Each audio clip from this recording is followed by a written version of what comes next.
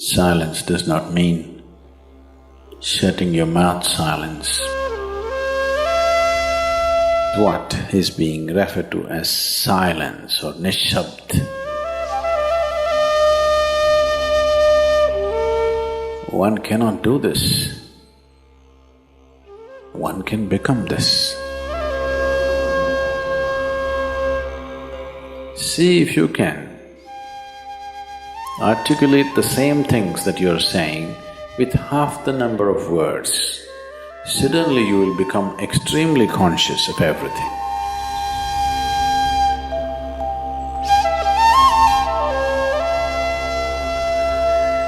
The wind makes its own sound, so does the water.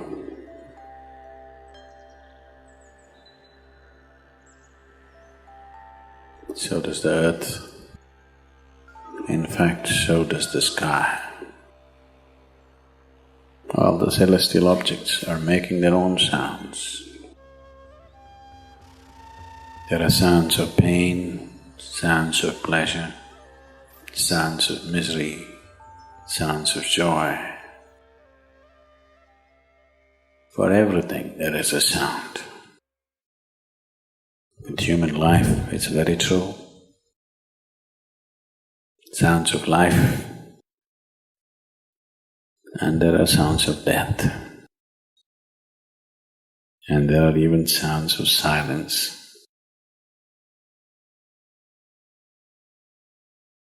So this complex amalgamation of sounds, different kinds of sounds,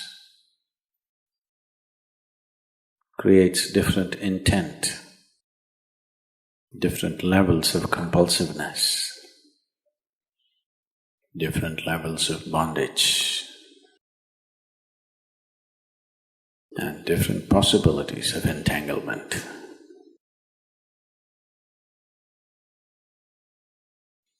In all this, why one chooses to become silent?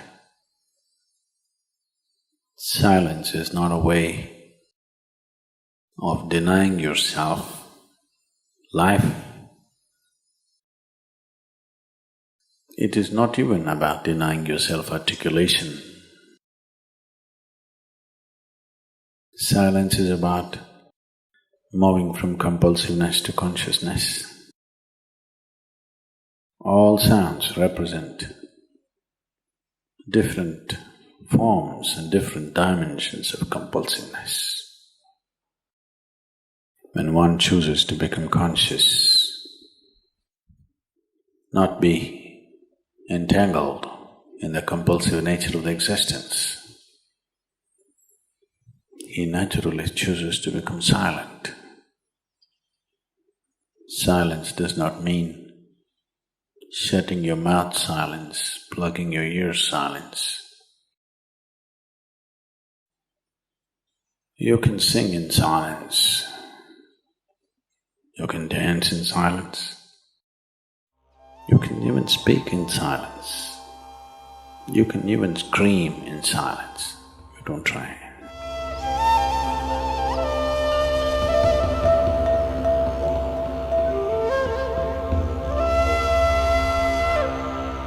That does not mean when everybody is silent you scream. That is not screaming in silence.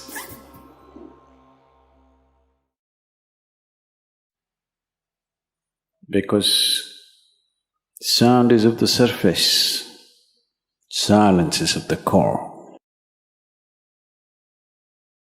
It is only the surface which makes the sound. See, now the water is hitting the surface and making the sound.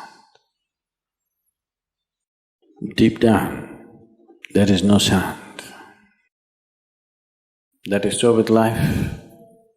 On the surface, it is a very complex mesh of sounds,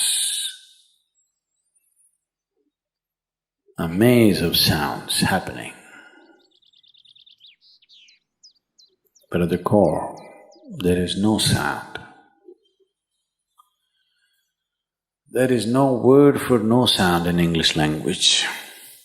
We call it nishabd. That means absence of sound, a total absence of sound. Absence of sound means absence of reverberation. Absence of reverberation means absence of life. Absence of life means absence of creation. Absence of creation means absence of the Creator too.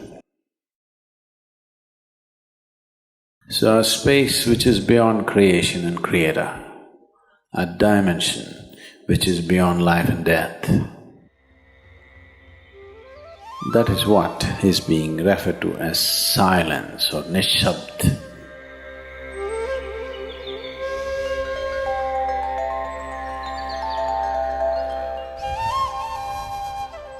One cannot do this. One can become this. Commonly, there are two words employed to describe this. One is maun, that means you're practicing silence, you're not silent. You shut your mouth and you're remaining in maun. This is not nishabd. Maun means you're practicing silence. If you're practicing something, obviously you're not that. Are you life or are you practicing life? I'm asking you. Are you life or are you practicing life? Practicing life? No, your life. Maybe not very well practiced, but your life. Similarly, there is a difference between practicing silence and becoming silence. Practicing silence starts as a certain restriction, but slowly, as one practices silence, one can possibly become silent. One can become silent in intense activity, but nobody can keep up intense activity forever. Moments of intense activity are only moments, nobody can sustain it. You'll expend yourself. Only if you can achieve it in inactivity, it is sustainable. If something is possible only in intense activity, it is never sustainable. In a very intense and ecstatic moment of singing, somebody may become or taste a moment of silence. But how long can you keep it up? Your throat will tear and your neighbors may kill you. Possible. So this possibility of coming to silence or becoming silent also means to become still, to become utterly still. Stillness can be achieved in so many ways. If you watch a snake, he's still. If you watch a tiger which is on a hunt, absolutely still, charged but still. These are all different dimensions of stillness practiced for survival. If a snake moves too often, he'll get killed. If a tiger does not know how to be still, he'll never get his food. These are all acts of survival. A human being, for survival, he has to be active. Only when his vision falls upon something which is beyond survival, then he will think of stillness. Then he will understand as he observes himself, as he notices the complexity of one's compulsions. He understands the only way to solve it is to become still. to train this body, to train this mind, to become still.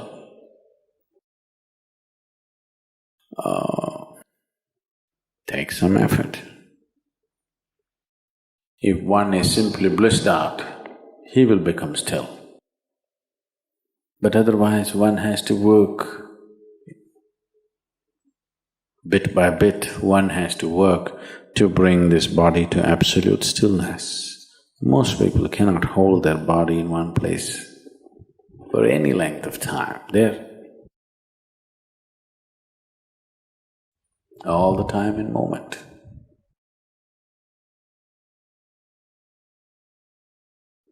As it is said, a man is ill only because he does not know how to be still. Because in stillness, you're in touch with a dimension way beyond creation. Once one is in touch with that, there is no such thing as illness. If I sit here and the body rots and falls down, still there is no illness, it's just there. Because in fact, when one becomes utterly still, he may not be able to hold on to the body unless he learns the tricks, the mechanism of the body. So why should I become still? Will I lose my body? Anyway, you will lose your body. When the time to lose your body comes, if you want to lose it gracefully, then you must know at least a little bit of stillness. If you want to put your body down like you can put this piece of cloth down, with the same ease, with the same gracefulness, then you need to have some stillness in you. Otherwise, you and your body, you have to be torn apart, which is an ugly thing to do. When you're being torn away from your body, it is an ugly and painful thing to do, unless you can keep it down. There's no grace in life. So if one has to attain to that grace, at least a certain amount of stillness has to enter your life. For this to happen, a certain level of silence has to enter your life. If right now if it is not coming, at least practicing a little bit of Maum. In an hour, if you're speaking 1,573 words right now, how many more? How many words do you spit out in a minute? 1,573, you're actually doing that many?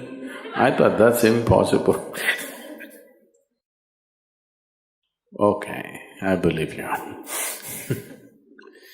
So whatever number you're doing, see if you can articulate the same things that you're saying with half the number of words.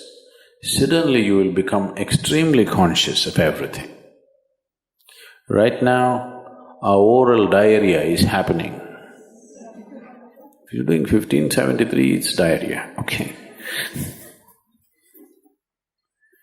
Now, if you have to hold back half the words and still say the same things, now you have to be very conscious, otherwise you cannot say it. Just try this and see. Tomorrow, one day. In an hour, normally what number of words you utter, make it half. Don't curtail your activity, still say the same things. But with half the words, how wonderful the whole world will feel, you know.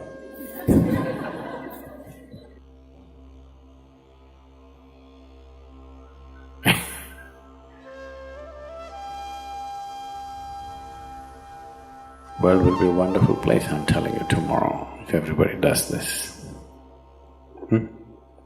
Many marriages will be saved.